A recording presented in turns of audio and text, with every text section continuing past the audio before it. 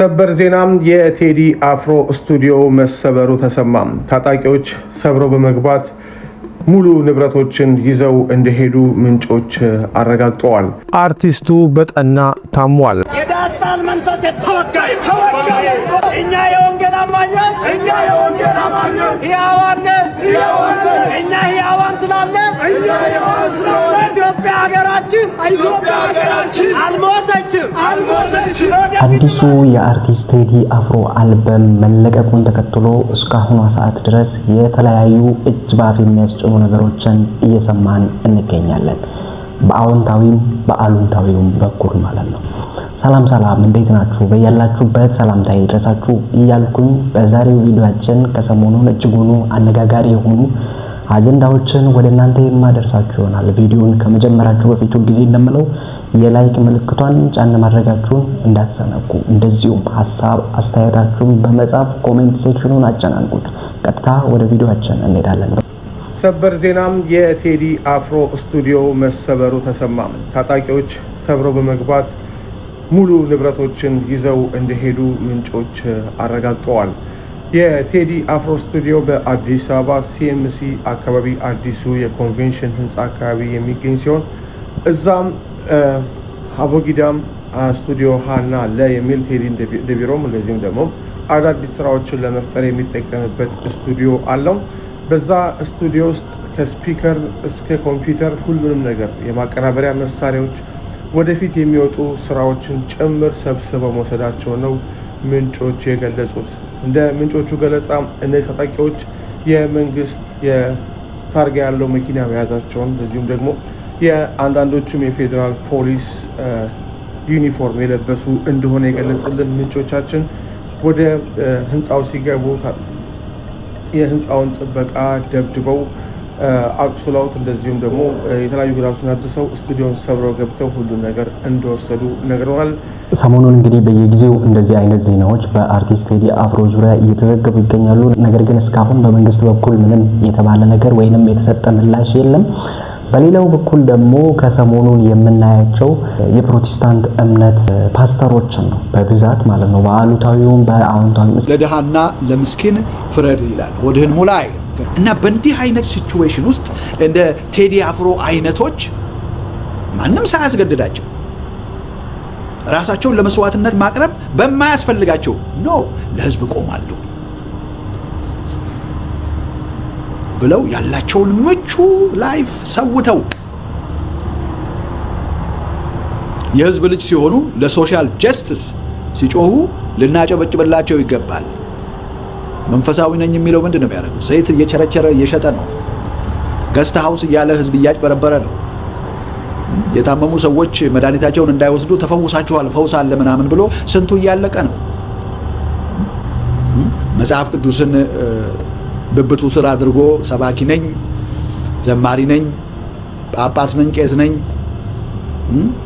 ነብይ ሐዋርያ ነኝ እያለ ነገር ግን ህዝብ እዚህ ሲያልቅ አፉን ስለ ህዝብ የማይከፍት አይደለ? በመጽሐፈ ምሳሌ ላይ አይደለ ያለው? ባልሳሳት መጽሐፈ ምሳሌ 31 ላይ ይመስለኛል። መጽሐፈ ምሳሌ 31 ቁጥር wait a minute እንትን መጽሐፍ ቅዱስ ያለች እቺ መጽሐፍ ቅዱስ ነገራችን ላይ ከኔ ጋራ አክሮስ ኮንቲኔንት የዘለቀች ናት። over 40 years መጽሐፈ ምሳሌ ላይ ይኸውላችሁ ምዕራፍ 31 ቁጥር 8 ምን ይላል? አፍህን ስለ ዲዳው ክፈት፣ ተስፋ ስለሌላቸውም ሁሉ ተፋረድ። አፍህን ክፈት፣ በእውነትም ፍረድ፣ ለድሃና ለምስኪን ፍረድ ይላል። ወድህን ሙላ አይልም። ከአምባገነን ጋር እየሮጥክ አፋቸውን ስለ ዲዳው የሚከፍቱትን እያሳደድክ ከገዳዮች ጋር በማበር በእነሱ ላይ አፍህን አትክፈት። አፍህን አትክፈት እና መንፈሳዊ ነን የሚሉት ደፍረው ያልተናገሩትን ቴዲ አፍሮ ሲናገር ኖሯል። ዛሬም እየተናገረ ዘማሪ ዶክተር ደረጃ የሚባለው የፕሮቴስታንት ቤተ እምነት ዘማሪ ነው። ነገር ግን ከእምነቱ ተከታዮች ከሁሉም ባይሆን ከአንዳንድ ከእምነቱ ተከታዮች ትችት ተሰንዝሮባቸዋል። በአሉታዊ በኩልም ደግሞ ብዙ ቦታ ሐሳብ የሚሰነዘሩ ፓስተሮች ወይንም የወንጌል ሰባኪዎች አሉ። ለምሳሌ እንደነዚህ አይነት ማለት ነው። የዳስታን መንፈስ ተወጋይ እኛ የወንጌል አማኞች ሕያዋን እኛ ሕያዋን ስላለን ኢትዮጵያ ሀገራችን አልሞተችም ወደፊትም አትሞትም ኢየሱስ ሕያው ነው እኛም ሕያዋን ነን። በዚህ አይነት የሁለት ጎራ ተቃራኒ ሐሳቦች ናቸው በቤተ እምነቱ ፓስተሮች ያሉት። በዚህ ዙሪያ እስቲ እናንተስ ምን ትላላችሁ? ሐሳብ አስተያየታችሁን ከታች ኮሜንት ሴክሽን ስር አስቀምጡልኝ። ወደ ሌሎች ቪዲዮ ወስዳችሁ አርቲስቱ በጠና ታሟል። በእስር ላይ የሚገኘው ሰለሞን ቦጋለም በወንድም ካሊድና በይገረም ደጀኔ ላይ ተጥሎ የነበረው የቤተሰብ ጥየቃ እገዳ ተነስቷል። ከእስር ቤት ያለው መረጃ አቀርብላችኋለሁ። በህገወጥ የፊንቴክ ኢንቨስትመንት ማጭበርበር ወንጀል ተጠርጥረው በእስር ላይ ከሚገኙት ታዋቂ አርቲስቶች መካከል አርቲስት ሰለሞን ቦጋለ በከፍተኛ ህመም ምክንያት የሕክምና ክትትል እያደረገ መሆኑን ሰምተናል። አርቲስቱ ቀደም ሲል በነበረበት የስኳርና የደም ግፊት ህመም አሁን ላይ ጸንቶበት ለመቆጣጠር በመቸገሩ ምክንያት አብዛኛውን የእስር ጊዜውን በፖሊስ ሆስፒታል ሕክምናው በመካተል እያሳለፈ እንደሚገኝ ታውቋል። በሌላ በኩል ከዚሁም የፊንቴክ ኢንቨስትመንት ጋር በተያያዘ የመኪና ስጦታ ተቀብለው የነበሩት አርቲስት ይገረም ደጀኔና ካሊድ ናስር ላይ ተጥሎ የነበረው የቤተሰብ ጥየቃ እገዳ ዛሬ መነሳቱን ሰምቻለሁ።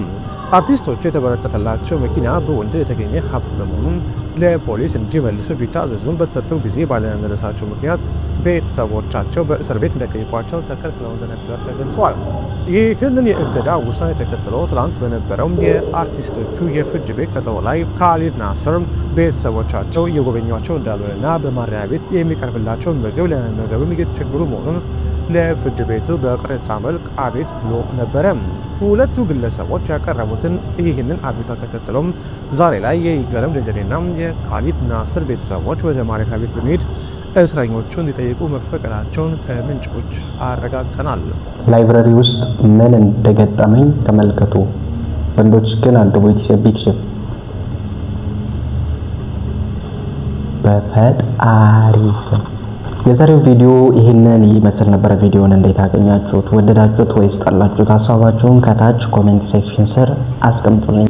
ቪዲዮውን እስካሁን ላይክ ሳታደርጉት ስትመለከቱት ከነበረ የላይክ ምልክቷን ጫን በማድረግ ውጡ። በሚቀጥለው ቪዲዮ እስከምንገናኝ ድረስ መልካም ቆይታ ተመኘሁ።